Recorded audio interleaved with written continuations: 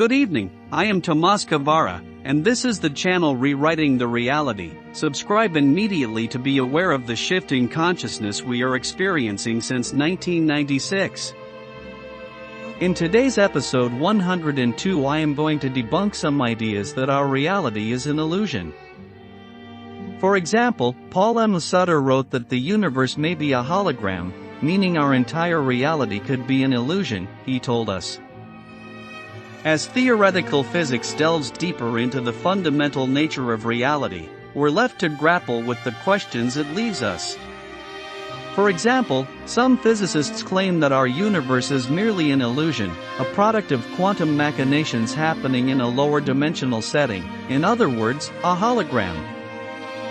My opinion about that is that these people don't know anything about what consciousness is. I explained that in my book, The Universal Consciousness and the Gods Concept, available at Amazon.com. He continues, but do these latest theoretical insights offer revelations into reality itself, or merely serve as mathematical tools to help us solve thorny problems?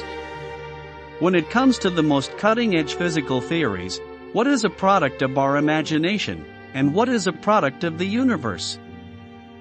Here is my answer. The universe and everything is a byproduct of our imagination. He continues, the trouble began with those bothersome boogeymen of the cosmos, black holes. On the surface, and careful readers will be rewarded later with the realization that this is a pun, black holes are simple, stuff falls in and never gets out. All the information about that stuff gets locked away behind the event horizon, never to be seen again. But in the 1970s, famed astrophysicist Stephen Hawking realized that black holes aren't entirely black.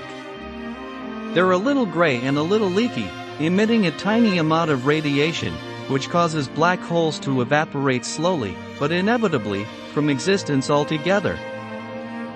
However, that radiation carries no information with it, which brings up a nasty paradox. Information goes in, but doesn't come out, and then the black hole goes away. So, what happened to all the information? Let me explain that black holes are deposits of energy, so dense that nothing can go through. We can say that black holes are the chakras of the universe. What they think of as information is the list of all the properties of all the particles that fell into the black hole, in other words, everything you need to reconstruct the original objects that fell in. Instead, what comes out of a black hole, due to Hawking radiation, is just a bunch of random particles. You can't tell what fell in based on the radiation coming out.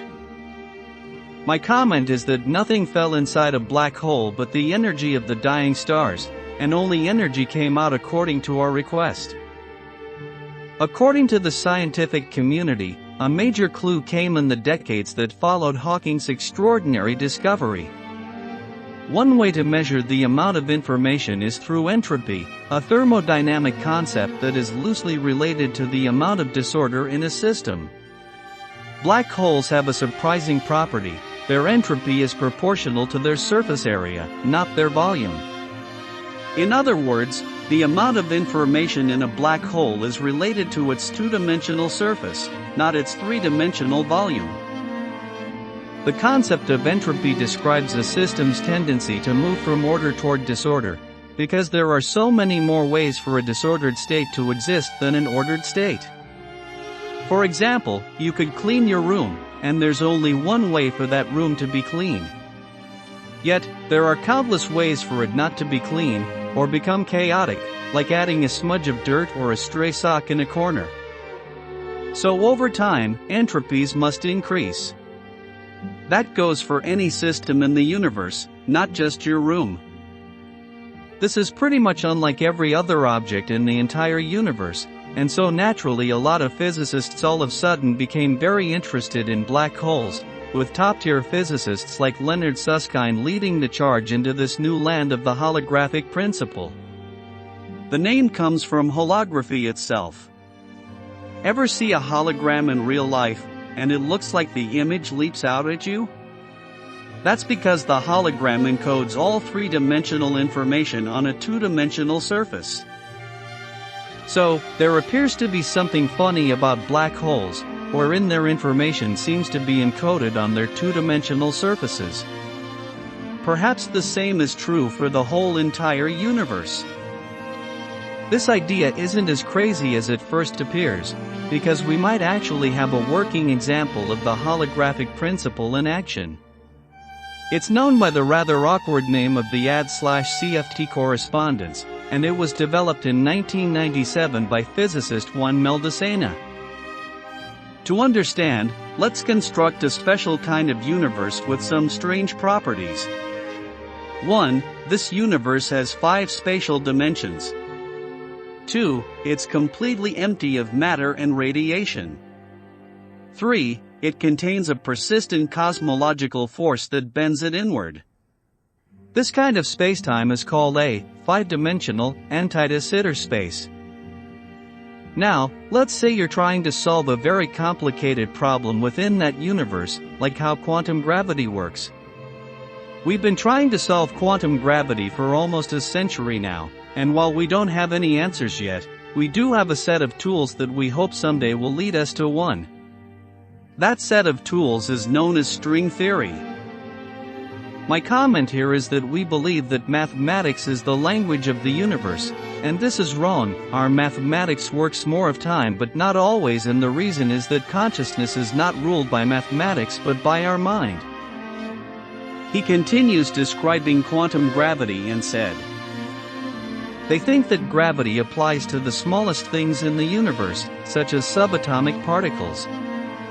We can understand the behavior of these particles using quantum mechanics, but when gravity becomes strong, like inside of black holes, our theories break down. Quantum gravity is an attempt to fix those broken theories. Quantum fields are entities that soak the entire universe.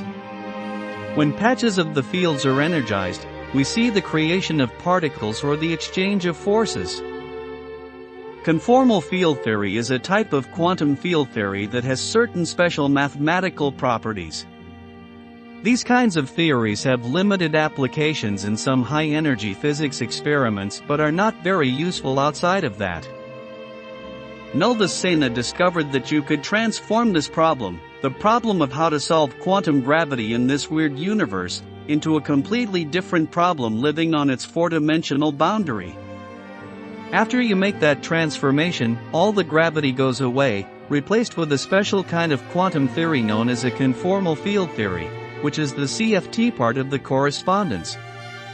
By now, we become extremely adept at solving quantum field theory problems, and we have a whole host of well-tested tools for working through those kinds of mathematics. Meldacena performed the theoretical physics equivalent of a magic trick. He was able to take a problem that we don't know how to solve, quantum gravity with string theory, and transform it into one that we can solve, a conformal field theory with quantum fields. And here's where things go really wild. Some physicists have developed and extended this idea away from a mere tool for solving headache-inducing gravity problems to explain gravity itself. They claim they've discovered correspondences where the quantum nature of all the fields living at the boundary of this spacetime cause general relativity to appear within it. General relativity is our description of the force gravity, or we view gravity in terms of bends and wrinkles in space and time. So, in other words, a holographic principle may be telling us that quantum interactions living on the borders of our universe literally manifest spacetime within it. If this is correct, then what we perceive to be a 3-dimensional universe, filled with interesting and fun objects interacting through gravity, is really a 2-dimensional surface filled with exotic quantum shenanigans from which all else emerges. That's a big if. Despite decades of work along these lines, the holographic principle has a few shortcomings. For one, its theoretical darling, the AD/CFT correspondence, is at this stage only a conjecture about what might be true based on certain observed mathematical relationships. Nobody has actually proven the correspondence to be true. Plus, even if we did, the universe described by the correspondence looks nothing like the one we live in. Our universe has 3 spatial dimensions, not 5, and it has a temporal dimension. It is not empty, and does not close in on itself, but is instead filled with matter and radiation, and is currently undergoing a phase of accelerated expansion. Most critically, our universe does not have a well-defined border, so the entire raison d'etre of the holographic principle is dead in the water. Secondly, the vast majority of physical theories that apply to real-life problems in the universe are emphatically not conformal field theories, so the utility of the ADS/CFT correspondence is not guaranteed, although it has been put to work in some interesting cases. And even as intriguing as the nature of black hole information appears to be, nobody has been able to successfully wield the holographic principle to describe exactly what happens to real black holes in the real universe. Not to mention, the whole weird entropy thing about black holes does not apply to other objects. If I stuff information into you, for example, the entropy goes up proportionally to your volume. But hey, it's a young field. It took physicists and chemists over a century to finally decide that atoms existed, so it's a little unfair to rush to judgment over brand new insights into reality. But what if their wildest dreams came true?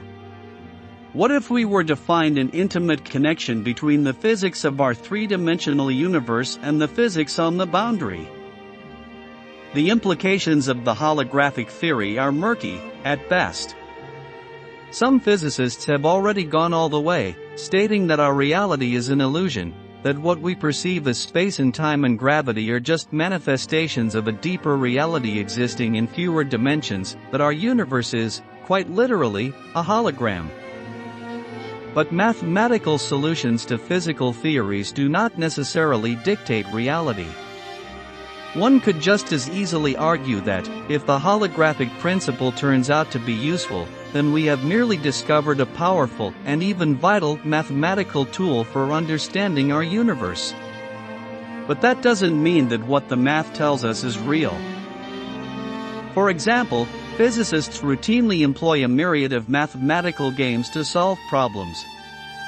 Sometimes problems get cast into higher or lower dimensions. Sometimes they get morphed into the realm of imaginary numbers. Sometimes we move processes back and forth in time.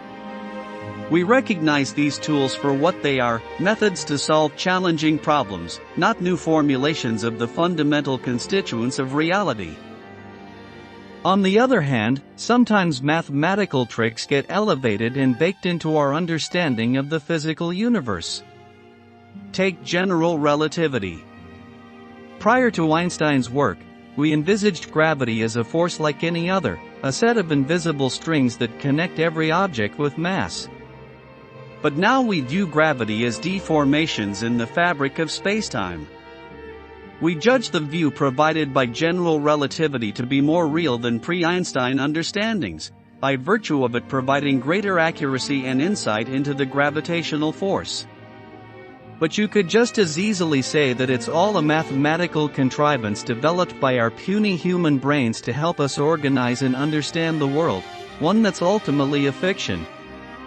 In reality, the universe just does what the universe does.